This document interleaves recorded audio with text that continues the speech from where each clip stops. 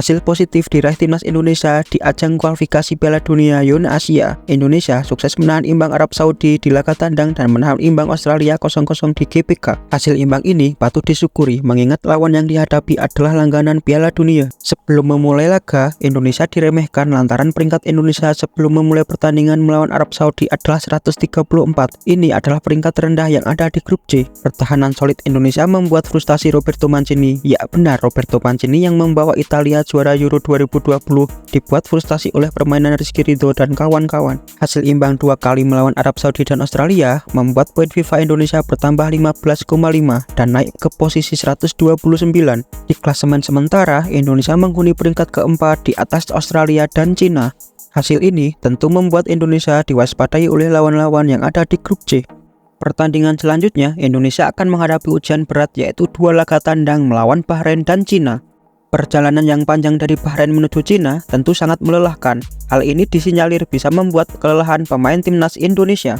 Terlebih, Cina mengerjai Indonesia dengan memindahkan stadion ke Stadion Qingdao yang sangat jauh dari lokasi turunnya pesawat timnas Indonesia. Laga tandang pertama timnas Indonesia melawan Bahrain akan digelar di Stadion Riva pada 10 Oktober 2024 mendatang. Bahrain tampil mengejutkan di laga pertama dengan mengalahkan Australia 0-1 di laga tandang.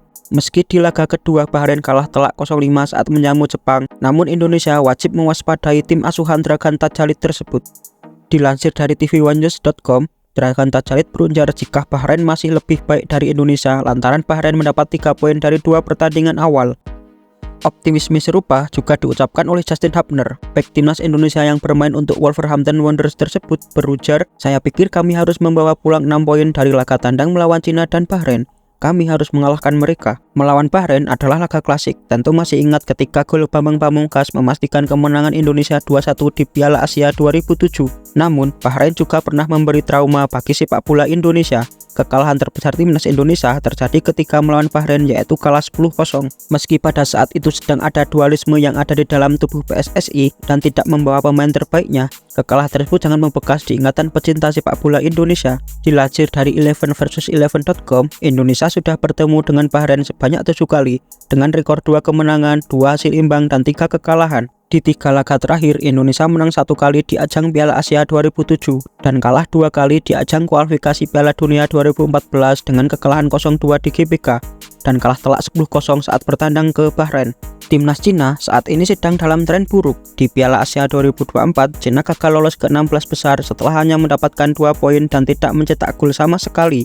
Meski sempat bangkit di round 2 kualifikasi Piala Dunia Yona Asia dan lolos setelah unggul head-to-head dari Thailand, namun di putaran ketiga ini, Cina menjadi bulan-bulanan.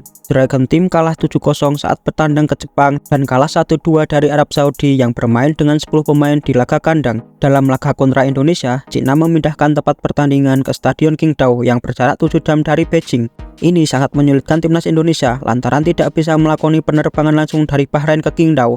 Terlebih juga diadakan di bulan Oktober yang saat itu sedang musim dingin. Indonesia memiliki catatan pertemuan yang buruk saat melawan Cina. Dilansir dari 11versus11.com, Indonesia telah bertanding melawan Cina sebanyak 17 kali, di mana Indonesia menang 2 kali, imbang 2 kali, dan mengalami kekalahan sebanyak 11 kali. Dari 3 laga terakhir, Indonesia meraih 1 hasil imbang dan 2 kekalahan. Hasil imbang diraih ketika Indonesia menjamu Cina di GBK dalam melanjutkan kualifikasi Piala Asia yang berakhir dengan skor 1-1. Di Piala Asia 2004 yang berlangsung di Cina, Indonesia kalah telak 5-0 dan gagal lolos ke babak selanjutnya. Pertemuan terakhir, Indonesia kalah 1-0 di ajang kualifikasi Piala Asia. Indonesia saat ini tentu di atas kertas bisa mengalahkan Cina dan Bahrain. Terlebih, Cina yang saat ini sedang dalam performa yang menurun. Namun, faktor non-teknis yang bisa saja menjadi penyebab kegagalan timnas Indonesia untuk meraih poin penuh. Di laga Bahrain melawan Cina, terlihat sorot laser saat Ueda sedang mengambil tendangan penalti. Hal serupa bisa saja terjadi ketika melawan Indonesia. Melawan Cina juga menjadi laga yang melelahkan setelah kabar Cina memindahkan lokasi pertandingan. Laga melawan Bahrain dan Cina juga bisa menjadi debut Mesilgers dan Eliano yang saat ini sedang dalam proses naturalisasi. Kemenangan juga bisa mendongkrak posisi Indonesia di ranking FIFA. Kemenangan atas Bahrain akan memberikan tambahan 16,89 poin dan kemenangan atas Cina mendapat tambahan 15,54 poin. Total maksimal poin yang bisa diraih Indonesia adalah 32,43 poin. Tambahan poin tersebut akan membawa Indonesia naik dari peringkat 129 ke 120. kemenangan juga wajib untuk membuka peluang lolos Indonesia ke Piala Dunia.